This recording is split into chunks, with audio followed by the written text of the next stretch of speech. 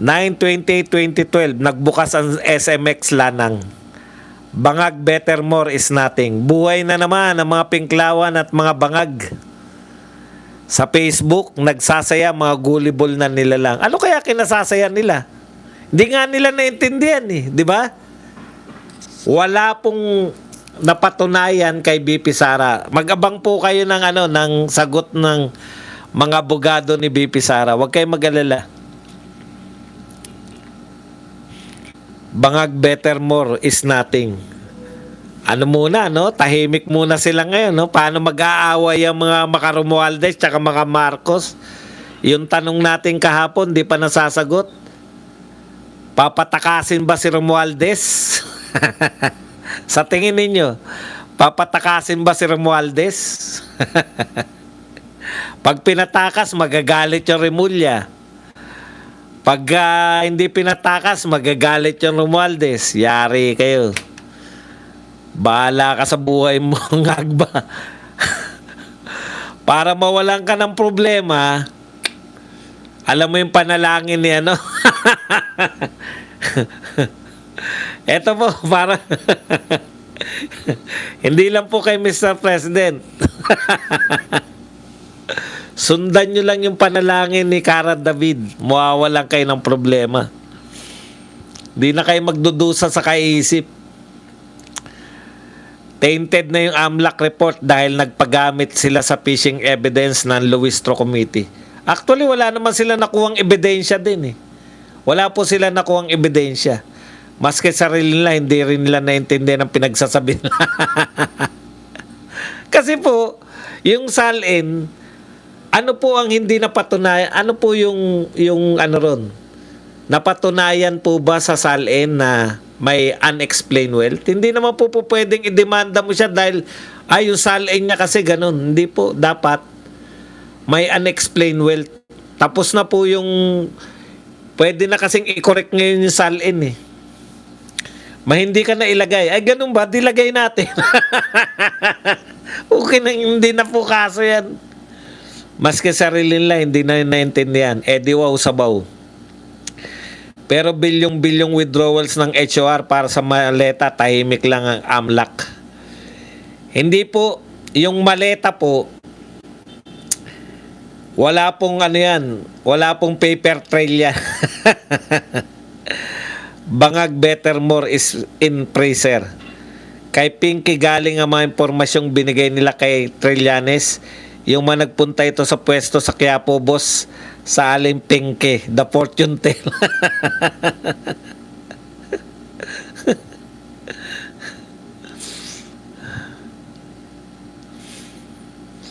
HOR clown.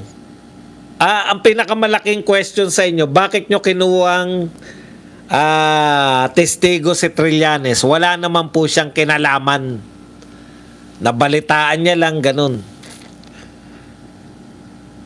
Well, hindi naman siya NBI. Hindi rin naman po siya ombudsman. Bakit po? Ano po ang papel niya ron? Mas di ma-explain yung mali-malitang pera. Pero yung mali-malitang pera, maraming testigo. Eto, si Trillanes lang.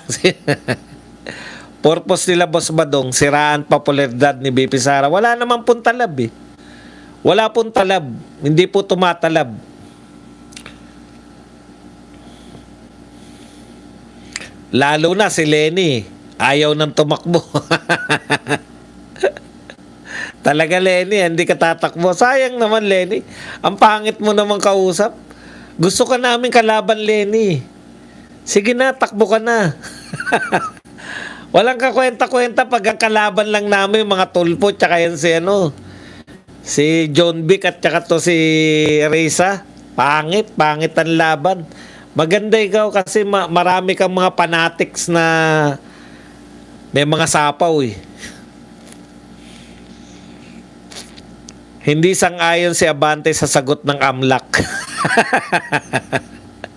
Kala ko talaga si PRRD ang ini-impeach kanina. Ala tayong abot impyernong galit ni Trillanes kay Tatay Digong. Hindi. Pinagsasama-sama niya para lumaki.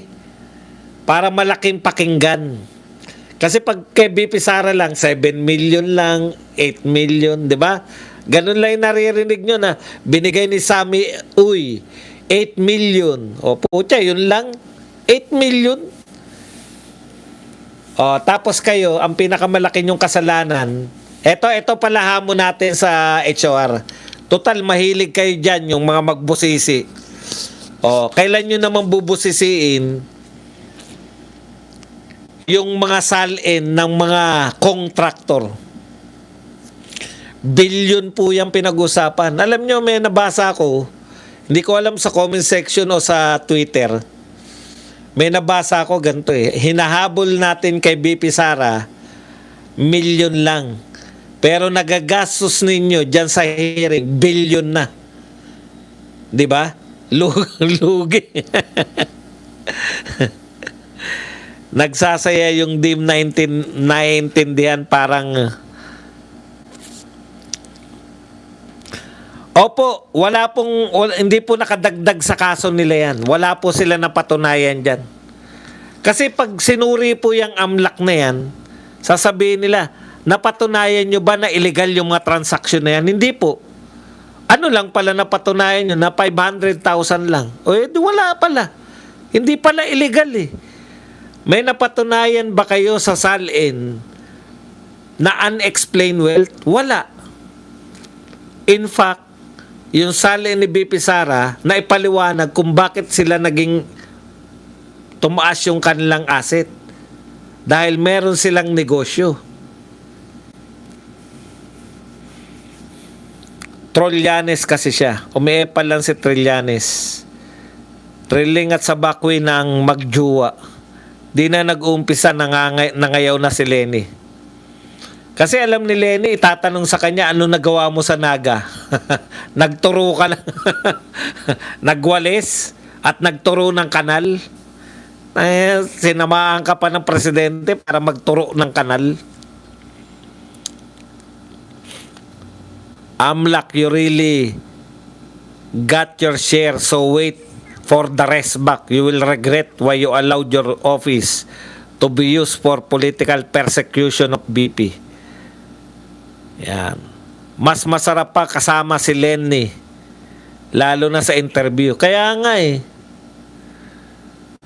ang sarap pa naman ng mga follower ni Lenny kasi mga ano yan mga let me educate you. Masarap kalaban yung mga ganun yung mga tali-talinuhan, putang mga bobo naman. Tali-talinuhan ng mga bobo. Bobo naman yan kaya nga lutang tayo lahat. Alam niyo kung bakit bobo yung mga yan? Nadadaan sila sa mga boboagin natin, ang pader ng kahirapan, makikita namin din ang liwanag ng umaga. Puta, liwanag ng umaga. Galing magsalita. Liwanag ng umaga. Pader ng kahirapan. Laylayan ng buhay. Thank you very much kay Mimak na nagbigay po sa atin ng 125 pesos na pangkape. Uy, magpakape po kayo. Huwag po kayong mahiya. Baka meron tayong hindi na na tatayo ang mga let me educate you people at titindig sila dokbads. Walang katuturan, no? Sarap basagin yung ganyang mga salitaan.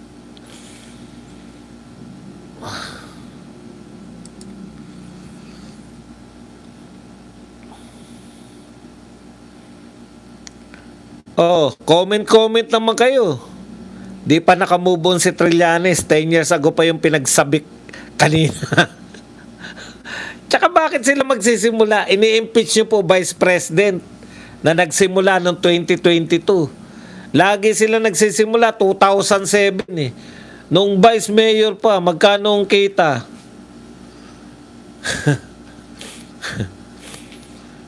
Hindi na po uto-uto ang mga Pilipino kaya nga mananalo sa BP Sara kahit na anong pang-uto ng mga yan hindi na po mauto. Kahit naman yung mga pumila, kala nyo iboboto kayo ng mga pumila nung nabinigyan nyo 14 oras yung pinapila. Puta, kahit sino yung pinapila nyo ng 14 oras sa halagang 5,000. Pag naubos yung 5,000 na yan, isusumpa pa rin kayo. Oh, di ba? Totoo yan. Hindi kayo mananalo dyan sa kabibigay nyo ng 5,000 tapos 14 oras nyo. Minsan yung matauhan ni BBM parang mga Duterte supporters din eh. Baka Duterte supporters kayo.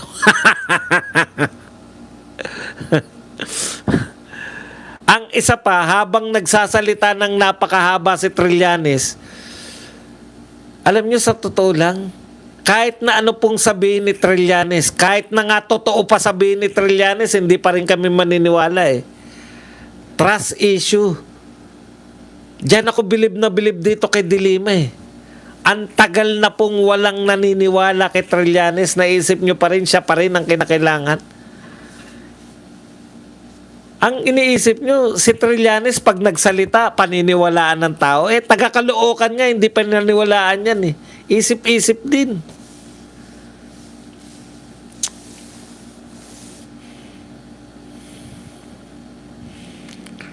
Kailangan idamay ni Trillanes si Kitty for him to stay relevant.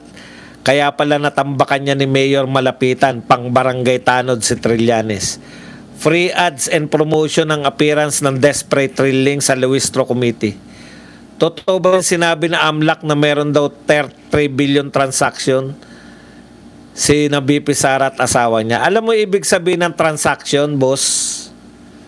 Ang transaction po, labas at pasok ng pera. 2 dekada yung pinag-uusapan natin. 2 dekada. Kung ikaw negosyante at milyonaryo ka, malamang maka-acquire ka. Ibig sabihin, ganito po yan ha. Yung transaction na tinatawag. Meron kang puhunan na 10 milyon. Bumili ka. Bumili ka ng 10 milyon worth. Na ibenta mo ng 12 million. So magkano na yung transaction? 10 million lumabas. 12 million pumasok. So 22 million na yun. Nagpasweldo ka ng 5 million, 27 million transaction na yun.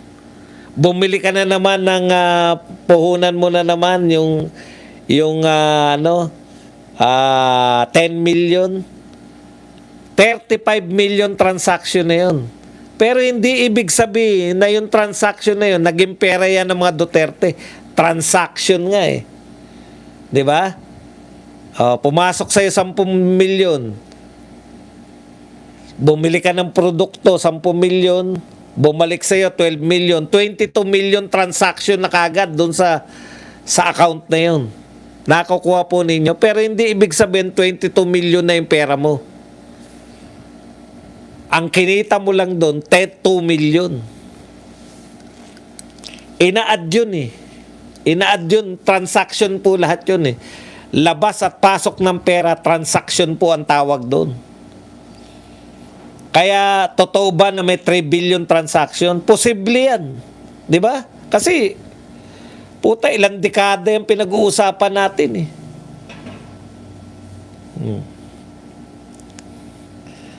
Boss, sabi nung SC, magpa-drug test si BBM, pinasasagot siya. Correct. Hindi pa ba natin natalakay yun? Natalakay natin, no?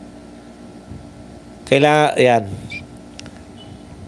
Sinita nga sila ni Rufus Rodriguez na bakit sinama yung hindi pa VP si Inday Sara. Correct. Di ba? Ini-impeach nyo bilang VP. Sasama nyo mula Vice Mayor. Kaya tama yung explanation ni Idol Suntay na kapag may nag-deposit sa'yo ng 500K at nag-withdraw ka ng 500K, counted yun as 1 million. At pag nag-deposit ka ng 1 million, withdraw ka ng 500, 1.5 na yun. Hindi po lang yun. Di ba may 1 million ng transaction, tapos sabi mo, nag-deposit ka na naman. Di 1 million transaction plus 1 million, 2 million na. Tapos nag-withdraw ka uli, 2.5 million na yung transaction. Ganun po yun, add ng add yun. Hindi po babawasan yung transaction. Habang tumatagal po, lumalaki po yung pera ng transaksyon. Ay, iba naman po yung assets and liabilities doon sa transaction. Yung assets and liabilities po, iba po yun. Pag ang transaction po,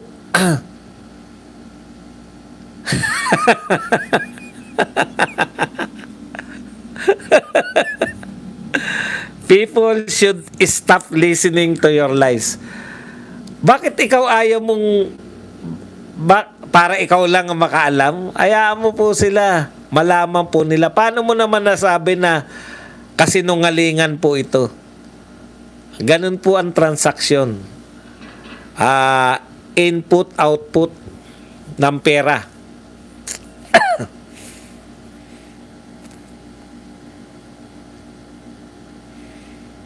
Iba po yung SALN, yung mga liabilities. Yun po, imimenos yun. Yung matira, yun yung asset mo. Diba? Assets menos liabilities. Kung may loan ka, imimenos yun. Yung matitira, yun yung asset mo. Dito po sa transaction, lahat ng pumasok at lumabas na pera, tawag po doon transaction. So kung may 3 billion po na pumasok at lumabas, hindi po ibig sabihin nyo na may 3 billion kang asset. Pumasok at lumabas lang yun eh. Di ba?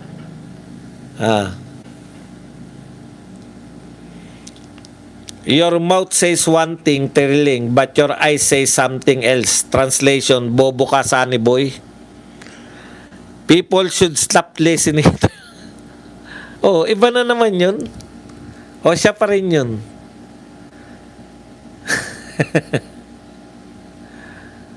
Isinama ng ugok yung transaction in 2012.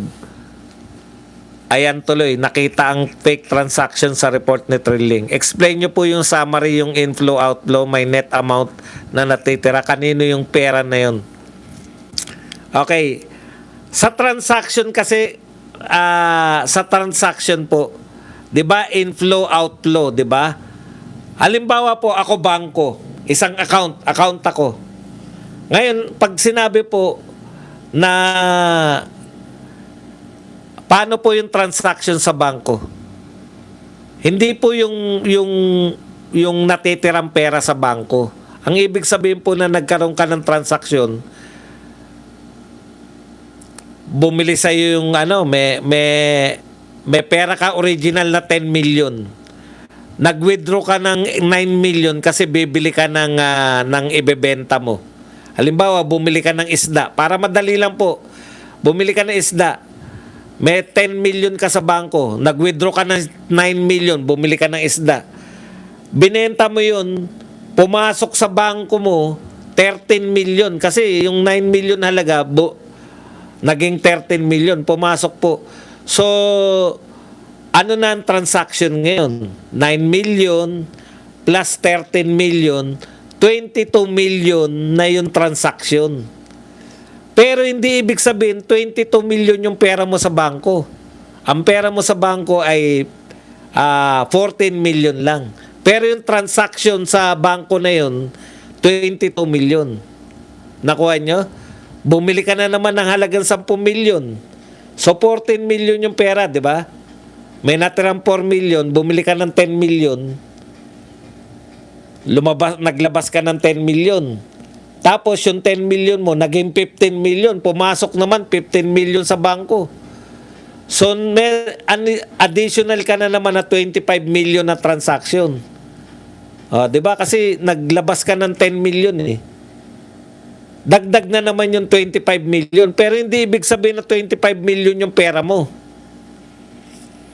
Transaction lang yung sinasabi. Transaction lang. Iba naman po yung net amount. Hindi po net amount yun. Hindi po. Lahat po ng pera, transaction po. Lahat po ng pera, transaction yan. I-add mo lahat. Pati lumabas at pumasok, transaction po ang tawag dun. Kaya pwede pong umabot ng bilyon, pero hindi ibig sabihin may bilyon kang pera. Galaw ng pera. Pumasok at lumabas. Pumasok at lumabas sa account na yun.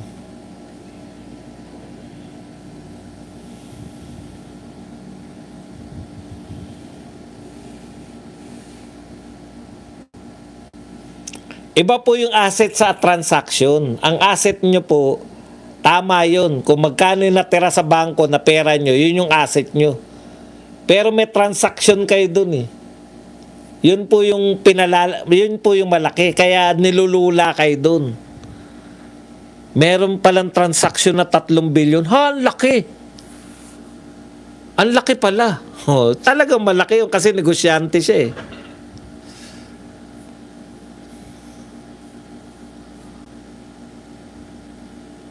Boxfoot time traveler pala si Atenday.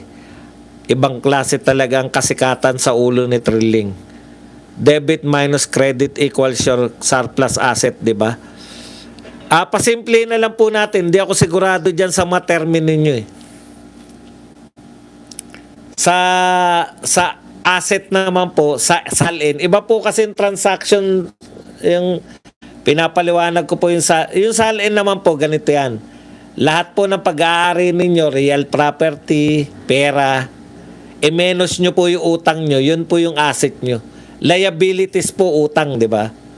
So lahat po ng asset, kasama pera, real properties, etc. Yun yung asset nyo, minus liability, yun po yung asset nyo na ngayon.